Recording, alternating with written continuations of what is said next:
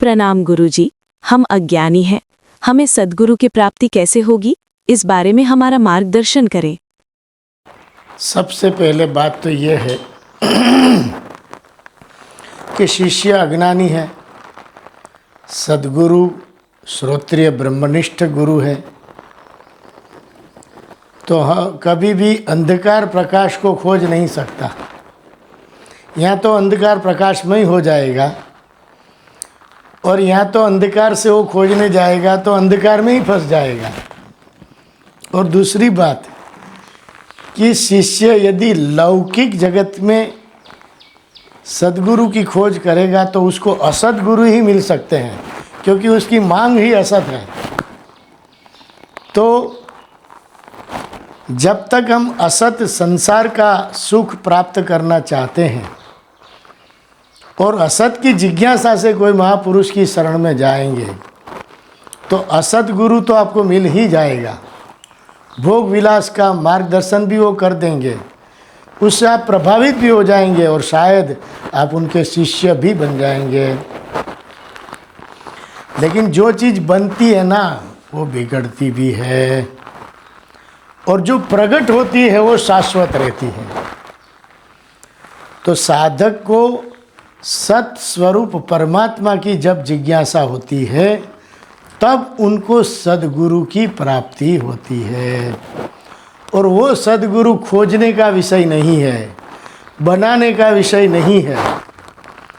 शिष्य की तीव्र जिज्ञासा से सद्गुरु प्रकट होते हैं, और सद्गुरु बोलते नहीं है, वो ज्ञाना अवतार के रूप में और कृपा और करुणा के रूप में आपको ऐसे सत स्वरूप का बोध कराने लगेंगे कि आपको सहज अनुभूति होने लगेगी कि यही मेरे सद्गुरु है। तो शिष्य और सद्गुरु का संबंध वाणी के वर्तन का नहीं है, वाणी से वर्णन करने लायक नहीं है। शिष्य की जिज्ञासा से सद्गुरु परमात्मा को खुद सद्गुरु बन करके प्रकट होना पड़ता है। आप अपने दिव्य ग्रंथों में भी देख लो,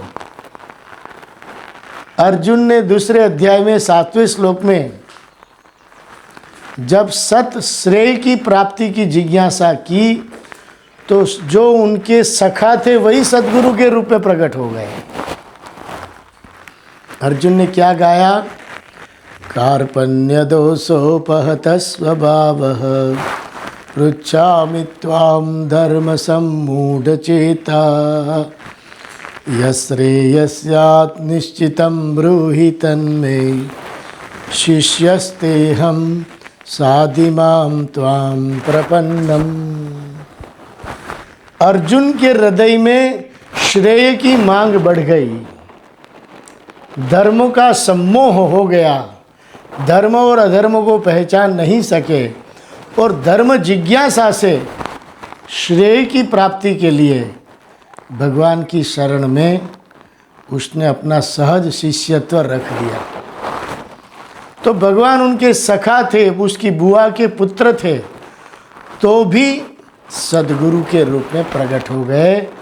और 7वें श्लोक में अर्जुन ने शिष्यत्व प्रकट किया, और 11वें श्लोक में तो भगवान ने ब्रह्म विद्या का उपदेश शुरू भी कर दिया।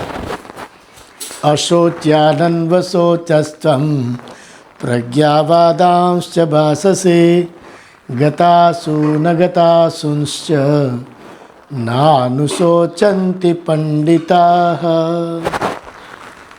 देखो भगवान की क्या कृपा है, क्या करुणा है कि अर्जुन के हृदय में शिष्यत्व हुआ, भगवान ने आत्मविद्या ब्रह्म विद्या प्रकाशित भी कर दी। इधर आप भागवत में भी देखो, परीक्षित के हृदय में जब श्रमी ऋषि के नाम से उनको शाप मिला कि तुमको 7वें दिन में शरीर छूटने वाला है, तुमको तक्षक दंश करने वाला है, तो उन्होंने कोई प्रॉपर्टी इकट्ठा करने के लिए या बांटने के लिए समय नहीं बिताया। किसके लिए बिताया? सद्गुरु की प्राप्ति के लिए।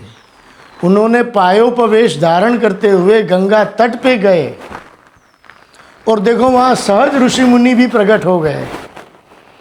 लेकिन भगवान ने उनके लिए जो सद्गुरु निर्माण किए थे, उनकी प्रतीक्षा में सभी महापुरुष ने उनको आशीर्वाद दिया कि तुमको जरूर सद्गुरु के द्वारा अपने जीवन मुक्ति का रहस्य मिल जाएगा। आप सोचिए कि वहाँ वेद व्यास जी जैसे महापुरुष भी बैठे थे, जो सुखदेव जी के पिता थे, तो भी व्यास जी ने बोध नहीं दिया, क्योंकि सद्गुरु शिष्य की जिज्ञासा के अनुसार, उसके तीव्र प्रारब्ध के अनुसार परमात्मा की कृपा से सद्गुरु का अनुग्रह प्रकट होता है। सद्गुरु बनाया और खोजा नहीं जाता, लेकिन हाँ, परमात्मा के अनुग्रह से मिले हुए सद्गुरु से साधक को सत परमात्मा की अनुभूति का साक्षात्कार सहज हो जाता है। और सत का साक्षात्कार का अर्थ इतना ही होता है, हमारी असत प्रवृत्ति से सहज निवृत्त हो जाना। असत का बाध कर देना ही सत स्वरूप की अनुभूति है। और जो सत स्वरूप परमात्मा की प्राप्ति के सिवा कोई भी प्रवृत्ति में गुरु महाराज हमको रोकते नहीं हैं, उसमें मिलाते नहीं हैं, उसको सद्गुरु कहते हैं। और वो कैसे होते हैं? तो कि वो श्रोत्रिय ब्रह्मनिष्ठ होते हैं। हमारे मुंडक उपनिषद में आया है, समित पाणी श्रोत्रियम ब्रह्मनिष्ठम स गुरुमेवाभिगच्छेत। श्रोत्रिय और ब्रह्मनिष्ठ के गुरु की शरण में साधक को समिधा लेकर जाना चाहिए। समिधा क्या है? वो अज्ञान का प्रतीक है। देखो, समिधा के अंदर अव्यक्त अग्नि होती है। गुरु के ज्ञान की ज्योति से वो अव्यक्त अग्नि प्रज्वलित होती है। तो अपने भीतर सत स्वरूप परमात्मा तो है ही, सद्गुरु के बोध से वो सत परमात्मा प्रकट हो जाते हैं। लेकिन याद रखिए, सद्गुरु कभी भी असत प्रवृत्ति में आपको बहाएंगे नहीं। सत परमात्मा के बोध के सिवा कहीं भी आपको लगाव लगने देंगे नहीं। उनका उपदेश ही आपका जीवन बनने लगेगा। तो समझ लो कि आपकी जिज्ञासु भक्ति सही दिशा में साकार हो रही है।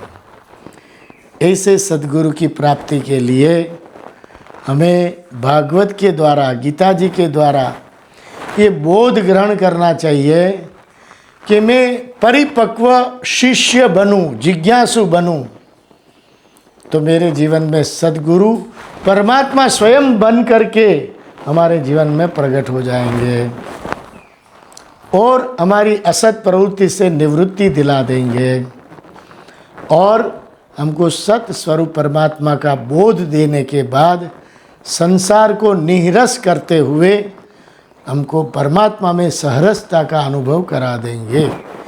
ऐसे सद्गुरु के लिए हमें जीवन में जिज्ञासु भक्ति लेकर ही संतों की शरण में जाना चाहिए। तो आपके जीवन में भी सद्गुरु प्रकट हो जाएंगे। लेकिन सद्गुरु बनाने का विषय नहीं है। जो बनाओगे वो बिगड़ेगा, टूटेगा। और जो सहज होगा, प्रकट होगा, वो आपको परमात्मा का बोध दिए बगैर रहने वाले भी नहीं है। तो शास्त्र और सद्गुरु की कृपा हम सबके जीवन में चरितार्थ हो, इन शुभेच्छा के साथ हम अपने गुरु परंपरा के चरणों में अपनी वाणी को विश्राम देते हैं। नर्मदे हर।